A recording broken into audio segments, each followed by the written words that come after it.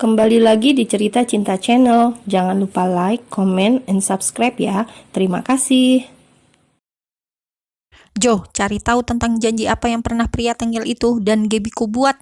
Titah Marvel yang baru saja kakinya menyentuh marmer di kediamannya. Ia begitu resah mengingat kata janji ketika ia merusak prosesi lamaran George di restoran Ravintola. Baik tuan, Jo langsung pamit undur diri. George sampai di apartemennya. Ia langsung membersihkan dirinya yang lengket karena keringat bercucuran bercampur dengan debu.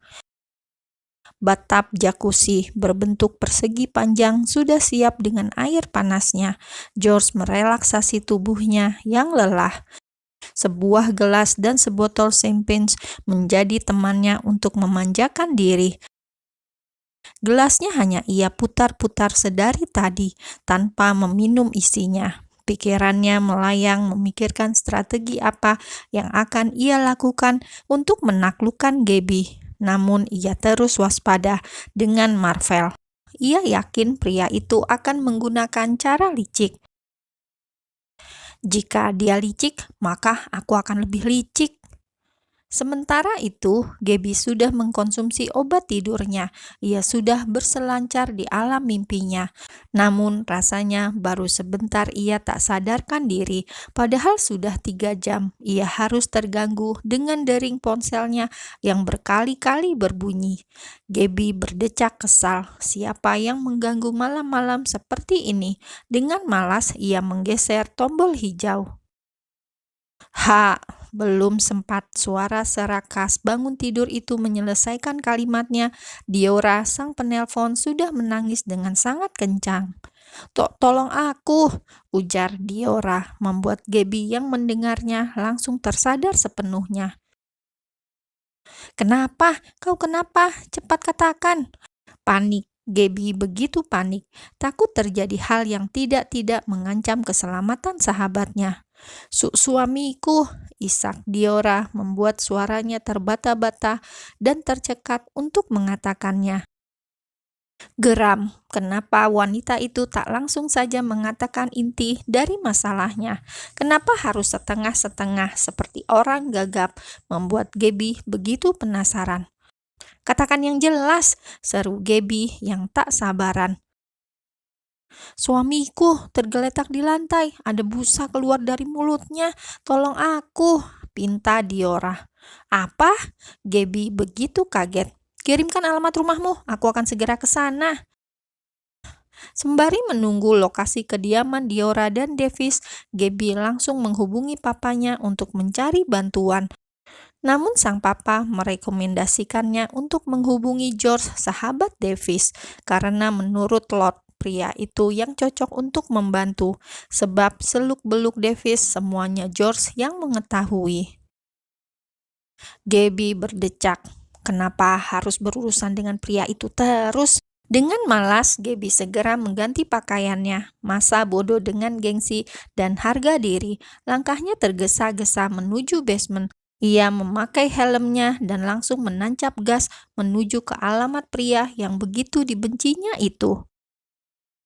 Ting tong, bel apartemen George terus dibunyikan oleh Gaby. Seolah tak sabar, ia tanpa henti memencetnya. "Lama sekali dia, apa dia tuli atau tak di dalam?" decaknya kesal. "Kudobrak juga pintunya." Gaby sudah bersiap mengambil jarak untuk mendobrak pintu kayu di hadapannya. Mulutnya sudah mulai menghitung hingga 3 dan bruk. Tubuhnya terjatuh di atas George. Pintu itu terbuka tepat ketika Gaby hendak menuangkan segala kekuatannya. Buru-buru Gaby menyingkir sebelum sesuatu yang tertidur akan terbangun. "Kenapa lama sekali kau membukanya?" "Apa kau tak lihat? Aku baru saja selesai mandi." Jelas George menunjuk bathrobe yang saat ini ia kenakan. "Lagi pula, untuk apa larut malam kau ke tempatku? Apa kau merindukanku?" godanya. "Dih, justru aku malas bertemu denganmu." Gabby pun menyampaikan kepada George tentang kondisi Davis yang ia dengar dari Diora tadi. Daripada pria itu berpikir yang macam-macam dengannya, lebih baik ia mengutarakan maksudnya. "Tunggu sebentar." George langsung beranjak. Ia mengganti pakaiannya. "Gunakan mobilku," sela George menghentikan Gabby yang hendak menaiki motor gede. "Sudah, cepat, tak ada waktu untukmu berpikir." Ia langsung menarik paksa Gabby untuk memasuki mobilnya. 20 menit, akhirnya Gabby dan George sampai di penthouse. Dengan berlari, mereka langsung menuju unit milik Davis. George segera membuka pintu dengan sidik jarinya, karena sebelum Davis menikah, ia sering keluar masuk penthouse itu, langsung masuk menuju sumber suara tangisan. Ia begitu terkejut melihat kondisi sahabatnya yang sudah tak sadarkan diri dengan busa yang keluar dari mulut. "Apa yang kau lakukan?" bentak George pada Diora. Belum sempat wanita itu menjawab, George langsung menyingkirkan Diora dan membopong Davis menuju mobilnya. Tak mungkin ia menghubungi dokter pribadi Davis tengah malam, seperti saat ini. Pasti tak akan diangkat. Diora dan Gabby mengikuti di belakang dengan langkah yang tergopoh-gopoh. Diora masuk terlebih dahulu di bangku belakang. "Biarkan dia di sini bersamaku," pintanya seraya menepuk pahanya untuk dijadikan bantalan suaminya. George tak banyak bicara, ia langsung merebahkan tubuh Davis di pangkuan Diora. "Masuk," titah George pada Gabby yang masih diam mematung mengamatinya. Gabby langsung masuk ke kursi depan. "Bisa lebih cepat lagi," pinta Diora begitu panik. George hanya fokus menatap jalanan di depannya dan melajukan kendaraan roda 4 itu begitu kencang. Gabby menatap sekilas wajah George yang begitu tenang, tak panik sedikit pun. Namun ia bisa melihat seberapa pedulinya George dengan sahabat. Apa dia akan melakukan hal yang sama jika aku yang berada di posisi seperti itu? Apa dia akan peduli denganku seperti itu juga? Entah mengapa, Gabby sedikit terkesan dengan George yang perhatian seperti saat ini, meskipun bukan dengannya. Tapi ia bisa menilai jika George akan melakukan apa saja untuk melindungi orang-orang yang disayangi. Aku iri dengan Davis yang memiliki sahabat seperti George. George langsung merebahkan tubuh Davis di berangkar, dibantu oleh perawat yang berjaga malam di rumah sakit, menuju unit gawat darurat untuk segera dilakukan penanganan. Dokter tak mengizinkan orang lain masuk, sehingga Gabby, George, dan Diora menunggu di luar. Bagaimana ceritanya bisa terjadi seperti ini?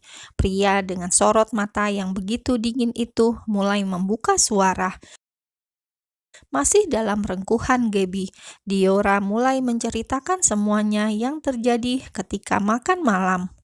"Jadi, kamu masak dengan kaldu seafood?" geram George berbicara dengan intonasi tinggi. Diora menjawab dengan anggukan kecil. Pantas saja. Apa kau tak tahu jika dia alergi seafood?" Diora menggelengkan kepalanya. "Shit, bahkan dia bisa mati jika memakan seafood." Geramnya menonjok dengan kuat dinding yang begitu tebal hingga cairan berwarna merah merembes keluar dari kulitnya. "Dia tak mengatakan apapun ketika aku menanyakan tentang alergi," timpal Diora. George membuang nafasnya kasar, lalu menatap dengan sorot mata tajam. "Tentu saja dia tak mengatakan apapun. Dia menghargai apapun yang kau masak. Dia rela mengabaikan keselamatannya demi menghargaimu." "Sudahlah, kau jangan memarahinya. Dia kan tak tahu." George mengacak-acak rambutnya. Tak lama dokter keluar memberitahukan kondisi Davis yang selamat dan siap dipindahkan ke ruang perawatan. Diora mengucapkan terima kasih, lalu menyuruh George dan Gabby untuk pulang saja karena tak enak sudah mengganggu waktu keduanya yang seharusnya digunakan untuk istirahat. Aku pulang dulu, pamit Gabby. George dan Gabby pun keluar. Gabby membiarkan pria yang ia benci itu berjalan di depannya. "Di mana Gabby?" gumam George bingung ketika ia sampai di tempat parkir. Wanita yang berjalan di belakangnya sudah tak ada. George memilih menunggu Gabby di dalam mobil. Mungkin wanita itu sedang ke toilet karena ingin membuang hajat, atau mungkin kembali ke ruang rawat mengambil barang yang bisa jadi tertinggal. "Kemana perginya wanita itu?" gumam George. Ia melihat jam yang melingkar di pergelangan tangannya. Sudah 10 menit, namun tak ada batang hidung Gabby yang terlihat.